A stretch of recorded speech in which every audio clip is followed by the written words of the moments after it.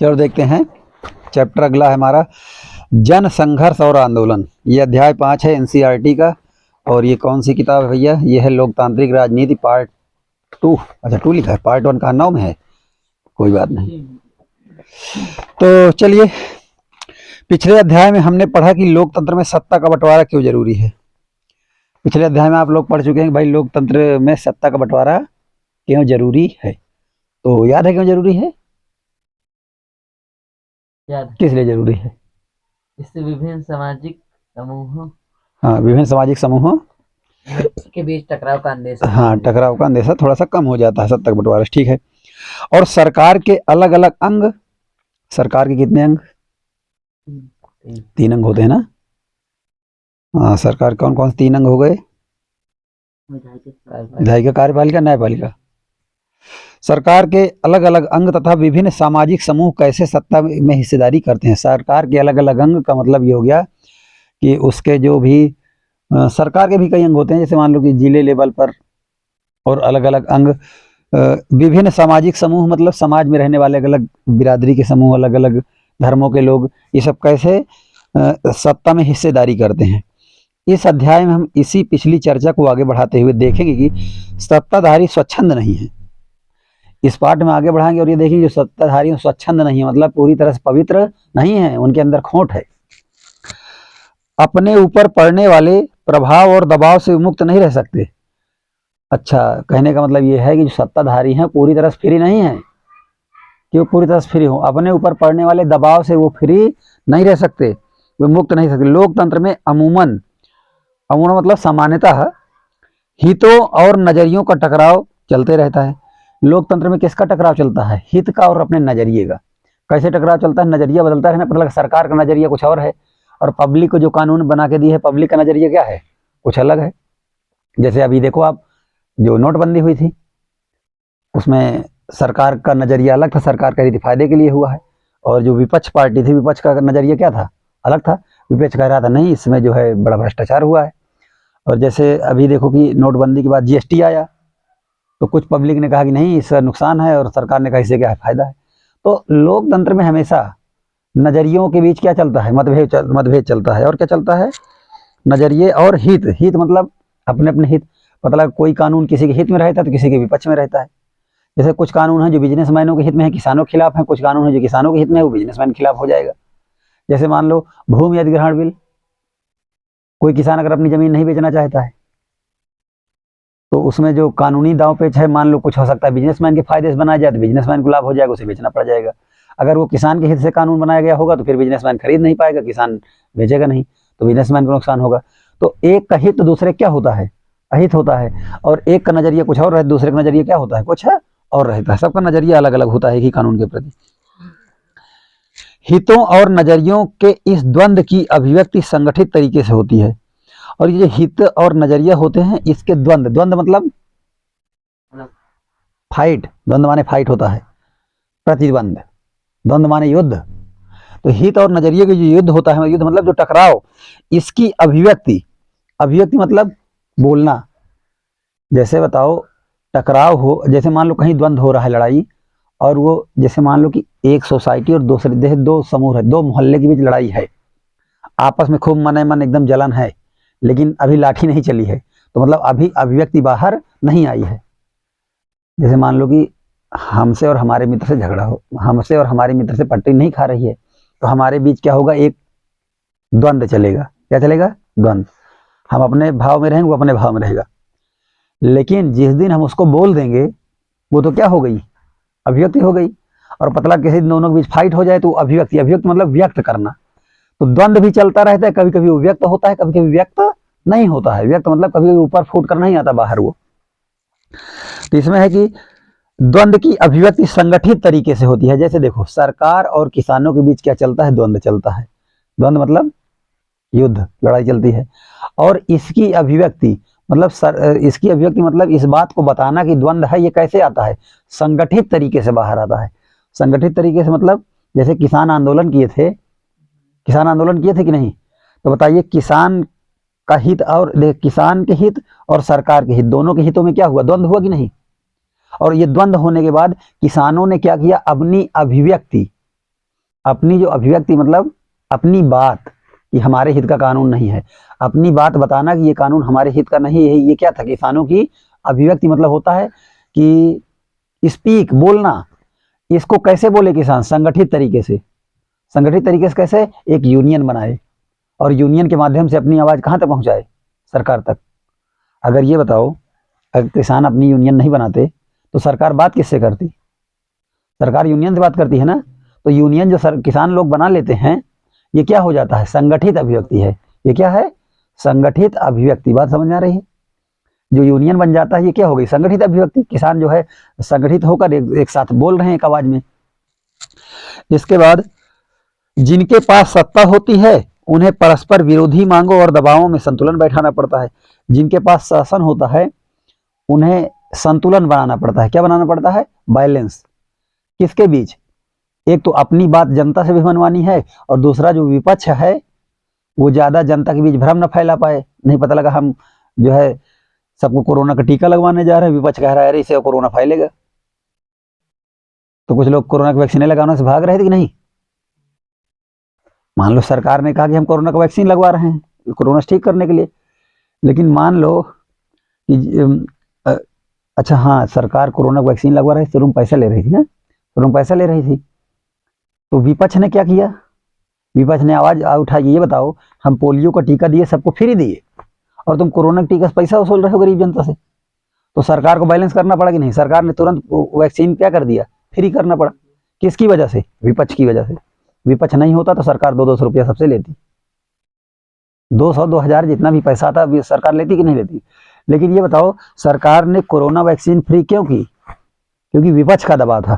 तो सरकार को ये है ना, जिनके पास सत्ता होती है उन्हें परस्पर विरोधी मांगों, विरोधी मांग मतलब विरोधी दल जो मांग करते हैं ना, विरोधी दल क्या मांग की है कि कोरोना की वैक्सीन क्या की जाए, फ्री की जाए। और दबावों के बीच क्या बैठाना पड़ता है, संतुलन। उसके बीच क्या बैठाना पड़ता है, संतुलन। और बैलेंस बैठाने के लिए ही सरकार ने क्या किया था, कोरोना की वैक्सीन क्या कर दिया, फ्री कर दिया। इस अध्याय की शुरुआत में हम जानेंगे कैसे परस्पर विरोधी मांगों और दबावों के बीच लोकतंत्र आकार ग्रहण करता है। इस चैप्टर में हम पढ़ेंगे कि जो हमारा लोकतंत्र है उसमें कैसे सरकार अपनी बात और विरोधी मांग के बीच क्या है, एक बीच का रास्ता या जैसे भी निकालती है, लोकतंत्र कैसे चलता है। इस चर्चा के क्रम में हम यह भी जानेंगे कि आम नागरिक मतलब जैसे हम लोग आम नागरिक हैं, आम नागरिक विभिन्न तरीकों तथा संगठनों के सहारे लोकतंत्र में अपनी भूमिका निभाते हैं। जैसे लोकतंत्र का मतलब सिर्फ सरकार नहीं होता है, लोकतंत्र का मतलब सरकार प्लस जनता भी होती है, आम नागरिक भी होता है। और जिस तरह से सरकार चलाती है तो हम लोग भी सरकार चलाते हैं। यह है कि सरकार विधानसभा में बैठे चलाती है, हम लोग घर बैठे चलाते हैं।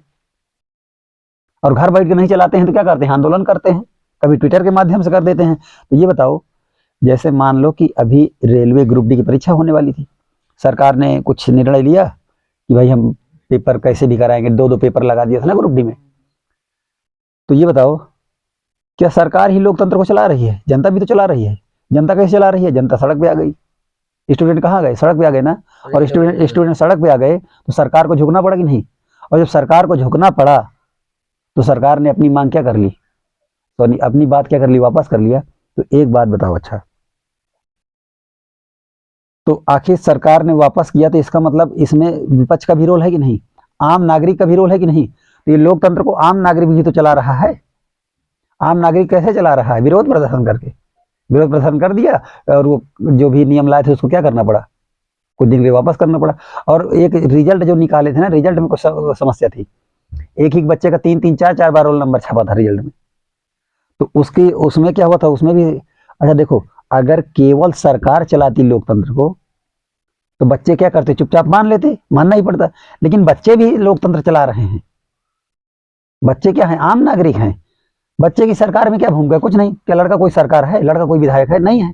लेकिन फिर भी अपनी बात मनवा लिया कि नहीं।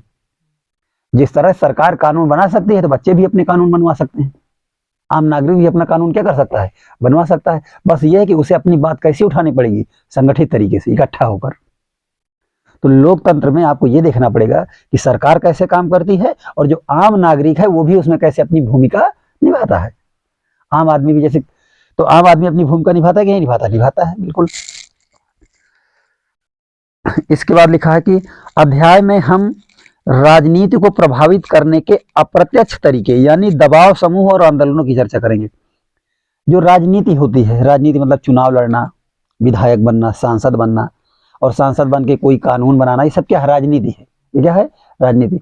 और इस अध्याय में हम ये देखेंगे ये जो राजनीति है इस पर दबाव समूह कैसे काम करते हैं और दबाव के समूह के अलावा ये जैसे है आंदोलन कैसे काम करते हैं, आंदोलन भी इस पर दबाव बनाते हैं, ये भी भूमिका निभाते हैं सरकार की राजनीति में। कैसे? जैसे मुंबई में कोई आरे का जंगल था, आरे कोई वृक्ष था, उसके जंगल की कटाई होनी थी, उसमें लोगों ने क्या किया? दबाव बनाया, लोगों ने आंदोलन किया कि इसको मत काटा जाए, पर्यावरण सुरक्षा के लिए है। तो बहुत सारे लोग उस तरह से नर्मदा नदी पर बांध बन रहा था, तो लोगों ने नर्मदा बचाओ आंदोलन किया। बांध की ऊंचाई बढ़ाने का लोग क्या कर रहे थे? विरोध कर रहे थे कि बांध ऊंचा बना दोगे तो जैव विविधता नष्ट होगी, बांध ऊंचा बना दोगे तो पीछे साइड पानी क्या होगा? ज्यादा भर जाएगा, ज्यादा भरेगा तो जब पानी ज्यादा भरेगा तो ज्यादा जंगल डूबे कि नहीं, और ज्यादा जंगल डूबेगा तो जैव विविधता, कीड़े मकोड़े, बहुत सारी वनस्पतियां, दवाइयां नष्ट हो जाएंगी उसके अंदर। तो ये जो लोग आंदोलन करते हैं ये सब क्या है? दबाव समूह हैं। और ये लोग भी किसमें भूमिका निभाते हैं? लोकतंत्र में। और ये लोग, अच्छा, जो सरकार के विधायक हैं वो तो खुद सरकार में हैं, तो हो गए प्रत्यक्ष। लेकिन जो सरकार में न रहते हुए भी अपनी बात मनवा ले वो क्या कहलाता है? अप्रत्यक्ष। तो दबाव समूह और आंदोलन क्या होते हैं? अप्रत्यक्ष होते हैं। ये सब क्या होते हैं? अप्रत्यक्ष। और डायरेक्ट सरकार जो काम करती है वो क्या है? प्रत्यक्ष। तो लोकतंत्र में प्रत्यक्ष तरीके से कौन काम करता है? सरकार। और लोकतंत्र में अप्रत्यक्ष तरीके से कौन काम करता है? आम नागरिक। दबाव समूह, आंदोलन, यूनियन, ये सब कैसे काम करते हैं? अप्रत्यक्ष तरीके से। अब कोई प्रश्न आएगा तो लिख लोगे कि नहीं कि भाई प्रत्यक्ष तरीके से लोकतंत्र को प्रत्यक्ष और अप्रत्यक्ष तरीके से किस प्रकार चलाया जाता है, वर्णन कीजिए, तो लिख डालोगे। भाई लोकतंत्र में सरकार डायरेक्ट काम करती है, सरकार चुनी गई है उसी के लिए, तो डायरेक्ट कानून बनाती है। लेकिन उस किसी कानून को मनवाना या ना मानना किसके हाथ में? जनता के हाथ में। जनता भी क्या बनाती है? यूनियन बनाती है, लोगों का समूह बनाती है, दबाव बनाती है सरकार पे। तो जनता भी तो भाग ले रही है ना लोकतंत्र में। तो कहने का मतलब ये क्या होता है कि आम नागरिक, दबाव समूह, आंदोलन, ये अप्रत्यक्ष तरीके से काम करते हैं। इसके बाद देखिएगा अगले अध्याय की बातों के लिए तैयार होंगे। अच्छा, इस पाठ के बाद क्या होगा? इस पाठ में जो हम पढ़ेंगे ना उसकी जिक्र कहाँ होगा? अगले पाठ में जुड़ा होगा। तो इसके लिए हम अगले अध्याय के लिए तैयार होंगे जिसमें राजनीतिक सत्ता को राजनीतिक दलों के जरिए नियंत्रित करने यानी राज सत्ता को नियंत्रित करने के प्रत्यक्ष तरीके की चर्चा की गई है। और सुनो, आम जनता और यूनियन अगर सरकार को कंट्रोल करे तो हो गया, वो क्या हो गया? अप्रत्यक्ष तरीका। लेकिन एक राजनीतिक पार्टी शासन कर रही है, वो शासन में है, और दूसरी राजनीतिक पार्टी अगर उसको कंट्रोल कर रही है तो क्या कहलाता है? प्रत्यक्ष तरीका। जैसे मान लो कि अभी केंद्र में किसकी सरकार है? बीजेपी की सरकार है। अब बीजेपी की सरकार मान लो महंगाई बढ़ाती है तो विपक्ष में कौन हल्ला मचाता है? कांग्रेस। तो कांग्रेस भी एक राजनीतिक दल है, बीजेपी भी क्या है? राजनीतिक दल है। तो बीजेपी जो भी काम करती है उसका काम कौन कंट्रोल करता है? कांग्रेस। भाई हल्ला मचाती, शोर करती कि देखो महंगाई बढ़ा दिए, तो बहुत ज्यादा बढ़ाते हैं लेकिन बहुत ज्यादा उड़ के नहीं बढ़ा पाते। तो ये भी डायरेक्ट कंट्रोल है, क्योंकि राजनीति में जो जुड़ा है वो क्या है? डायरेक्ट है, और जो बिना राजनीति से जुड़े काम कर रहा है वो क्या है? इनडायरेक्ट कंट्रोल करता है। तो दबाव समूह, आंदोलन वाले ये सब राजनीति थोड़ी करते हैं, ये विधायक थोड़ी इनको बनना है, ये केवल अपनी बात मनवाने के लिए है। लेकिन विधायक, सांसद, मंत्री इनको बनना है, चाहे वो पक्ष का हो चाहे दूसरी पार्टी का हो। तो ये सब क्या करते, कैसे कंट्रोल करते हैं? प्रत्यक्ष तरीके से। तो कुछ बात समझ में आ रही है? चलो अब हम लोग थोड़ा सा कहानी पढ़ते हैं। ओहो, ये सब दिया तो है यार इसमें। उदाहरण क्या? नेपाल का है क्या? नेपाल और बोलीविया में जन संघर्ष। तो दो दिए गए हैं नेपाल की कहानी, थोड़ा पढ़ते हैं। नेपाल में क्या जन संघर्ष हुआ थोड़ा सा देखते हैं। क्या आपको पोलैंड में लोकतंत्र की जीत की कथा याद है? पोलैंड में लोकतंत्र की जीत हुई थी, ये कथा याद है आपको? नहीं याद, कक्षा 9 में है, पढ़े नहीं होंगे तो नहीं याद होगी आपको। चलो कोई बात नहीं। पिछले साल कक्षा 9 की पुस्तक के पहले अध्याय में आपने पढ़ा था, पहले चैप्टर में है कक्षा 9 में। यह कहानी हमें लोकतंत्र की रचना में जनता की भूमिका की याद दिलाती है। अगर आप पोलैंड की कहानी पढ़ेंगे तो ये देखिए कि लोकतंत्र कैसे बनता है, इसमें जनता कैसे भूमिका निभाती है। आप समझ रहे हैं? जैसे मान लो आपके यहाँ शादी ब्याह में भोजन पकता है, तो भोजन पकने में किसकी भूमिका होती है? हलवाई की। भोजन पकाने में कौन भूमिका निभाता है? हलवाई। तो लोग कहेंगे अरे यार खाना बनाने में हलवाई कैसे भूमिका है? तो वही तो बनाएगा। तो उसी तरह से जब किसी देश में लोकतंत्र बनता है तो उसको कौन बनाएगा? जनता। जनता की भूमिका होती है, जनता जैसे कही वैसे कानून बनेगा। आइए इस तरह की दो हालिया घटनाओं के बारे में पढ़ें।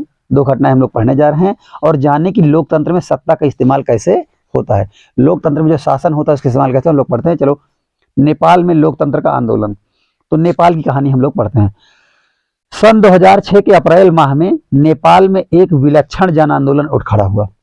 विलक्षण मतलब एक अलग लक्षण का, एक विशिष्ट। ये विलक्षण माने क्या होता है? विशेष लक्षण का। विशेष लक्षण।